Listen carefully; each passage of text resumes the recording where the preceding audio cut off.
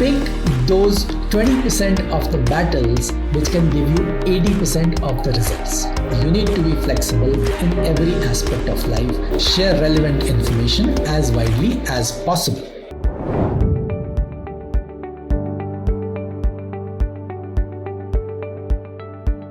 Welcome back.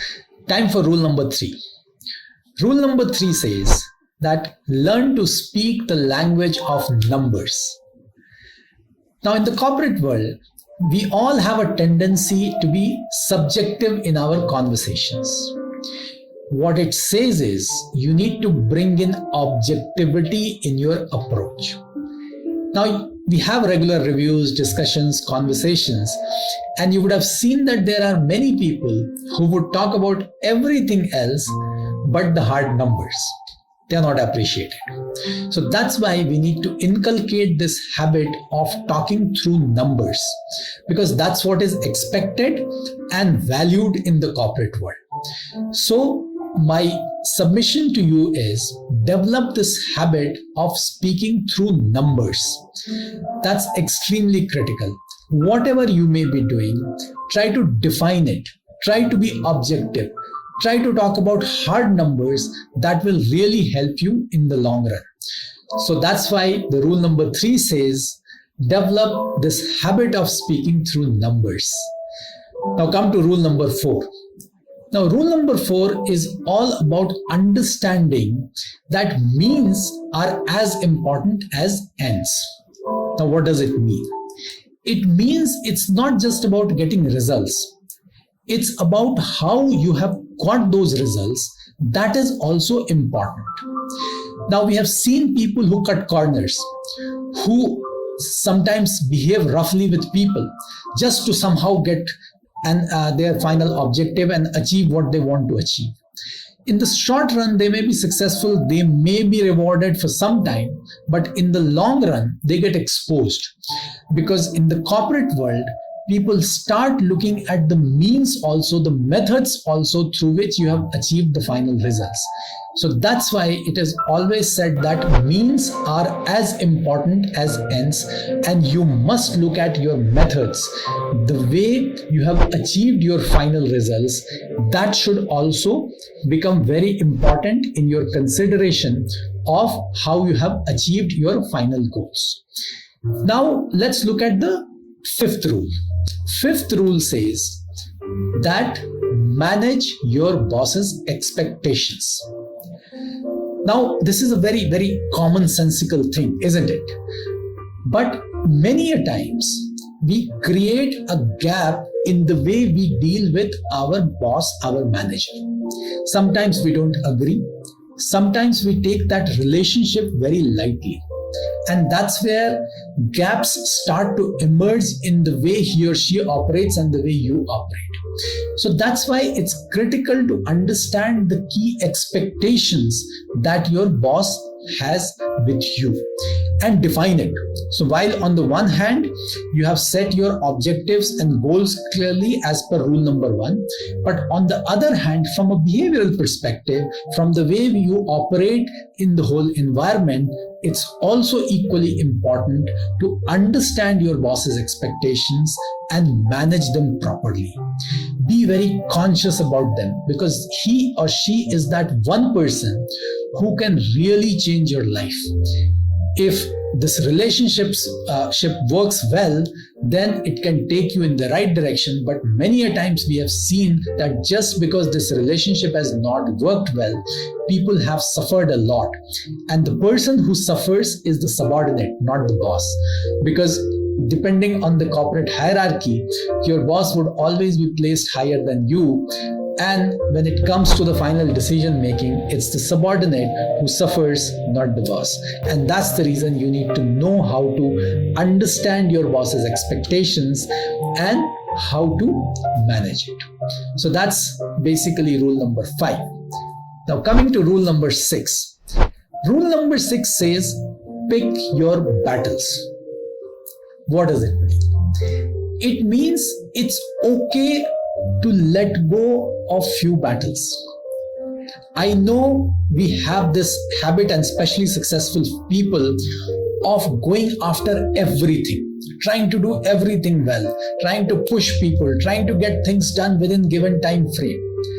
But we also have to realize that there is a 80-20 rule which is always operational. And that's where you will not be able to achieve everything that you want to achieve. And there is absolutely no point in picking up every battle in the corporate world. So that's why you need to be very selective about the battles that you want to pick. Pick those 20% of the battles which can give you 80% of the results. And that's the trick of being successful in the corporate world.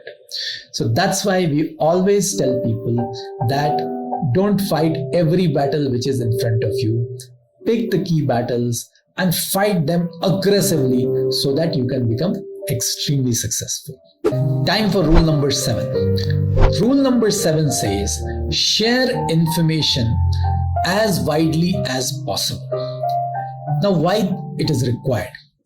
It is required because typically we have seen in the corporate world that people hold back information. And they hold back information because they think information is power, and by holding back information, they are becoming more powerful. But that's not the reality. It's pseudo power. It's not real power. The success of any organization is dependent on its ability to process information across the board as widely as possible. And people who are holding back information is actually not helping in this whole process. And that's what they need to understand. And that's why the next rule says that whatever information you have, as long as it is not confidential, do share it with people. It would help somebody. See, you can make people successful, and by making other people successful, you will become more successful. You will not become successful by not allowing other people to become successful. And that's why you must share relevant information as widely as possible to help the decision-making process, to make the organizational processes smooth, to allow other people to succeed. So that's why rule number 7 says, share relevant information as widely as possible. Time for rule number 8. Now, rule number 8 talks about being inflexible. Now, successful people, when they achieve success over a period of time, without them realizing, they tend to become inflexible. They develop a certain style of working, and in normal course, they start believing that that's the style which will give them success in future also. But the reality is, change is the only way of life. And that's what successful people need to understand, that inflexibility will not give them success. They need to be flexible to achieve success in their life and career. And it's all about being proactive. It's about being proactive and enjoying that whole process. That's what gives people success. So inflexibility, not done. You need to be flexible. And you must be seen as flexible in every aspect of life. That's rule number 8. Rule number 9. Try to convert every no to yes. Very difficult, but that's what will give you success in the long run. Figure out a way, because no is an extremely negative term. And if you see people saying no, or if you yourself are saying no to things, that is not going to help you. Figure out a way that why do you need to say no? Why can't it be yes? Or why can't it be something midway? Don't negate anything completely. I always advise people that you should avoid using the word no. Figure out a way of saying the same thing in a different manner without using the word no. And try to convert that no to yes. That is rule number 9.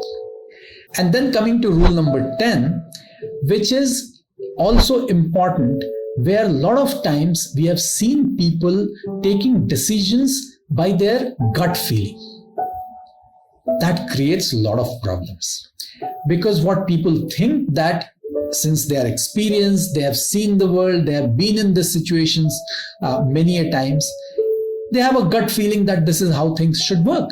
And they use their gut feeling to take decisions which at times may go right, but chances are that many a times they would go wrong. And when those decisions go wrong, it will be very difficult for you to justify why you took those decisions, because gut feeling cannot be explained.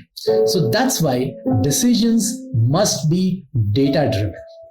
And that's the reason we should avoid taking decisions through gut feelings, and we should take decisions with the help of data. So it's gut versus data, and where you should learn how to use data to take decisions. Because see, gut feeling doesn't take time, right? It can come instantly. But if you have to collate data, if you have to build a case through data, it will require certain effort and certain time. Now, normally the tendency is you don't have time, you want to move fast, and that's why whatever comes through gut feeling, you go ahead and take that decision. It doesn't work. You must learn how to take decisions through data, and that's what our rule number 10 says. Balance rules in the next video. See you there.